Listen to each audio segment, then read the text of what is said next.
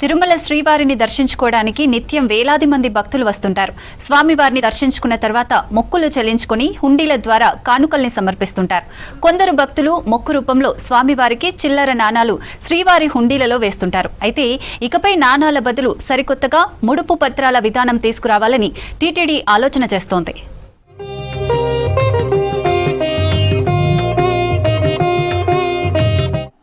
కలియుగ ప్రత్యక్ష దైవం వడ్డీకాసుల వాడిగా విరాజిల్లుతున్నాడు తిరుమల శ్రీవారు. ఆ దేవదేవుడి దర్శనం కోసం నిత్యం లక్షలాది భక్తులు కొండకు తరలివస్తారు.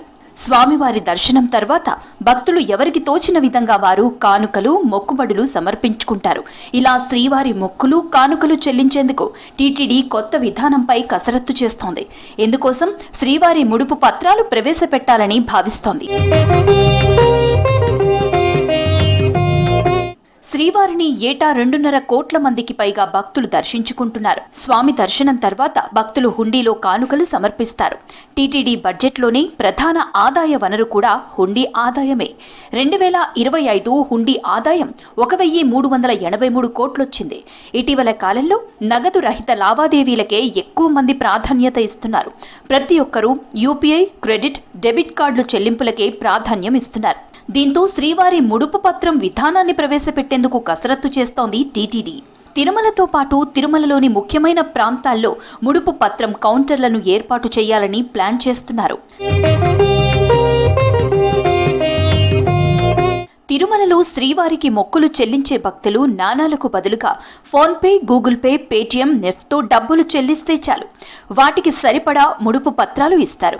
వాటిని తీసుకువెళ్లి నేరుగా తిరుమల శ్రీవారి హుండీలో వేయొచ్చు. ఈ విధానాన్ని అమలు చేస్తే భారీగా నాణాలు, డబ్బుల్ని తీసుకువెళ్లే పని ఉండదని, భక్తులకు కూడా ఇబ్బందులు తొలగిపోతాయంటున్నారు టీటీడీ అధికారులు. భక్తులు 100 రూపాయల నుంచి 1,00,000 వరకు చెల్లించి ఈ ముడుపు పత్రాలను కొనుగోలు చేసేలా ప్లాన్ చేస్తున్నారు. ఈ ముడుపు పత్రాలను కొంటే శ్రీవారి ఖాతాకు డబ్బులు చేరినట్లే. కానీ భక్తులకు హుండీలో మొక్కులు చెల్లించాలనే నమ్మకం ఉంటుంది. అందుకే ఆ ముడుపు పత్రాన్ని హుండీలో వేసేలా సరికొత్త విధానాన్ని తీసుకురావాలని ఆలోచన చేస్తున్నారు.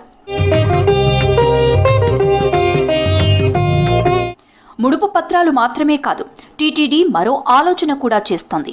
తిరుమలలోని మాతృశ్రీ తరికొండ వెంకమాంబ అన్నప్రసాద కేంద్రంలో రోజు లక్షల మంది భక్తులు అన్నప్రసాదాలు స్వీకరిస్తారు. భక్తులు, దాతలు ఎస్వి అన్నప్రసాద ట్రస్టుకు విరాళాలు ఇస్తూ ఉంటారు.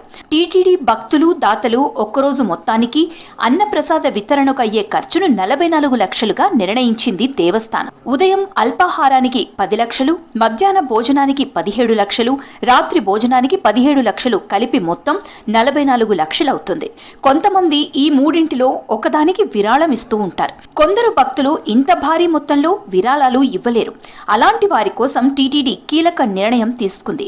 10 మంది, 100 మంది భక్తులకు సరిపడా విరాళం ఇవ్వచ్చు. అప్పుడు వారి పేరుతో అన్నదానం చేసేలా ప్లాన్ చేస్తున్నట్లు తెలుస్తోంది.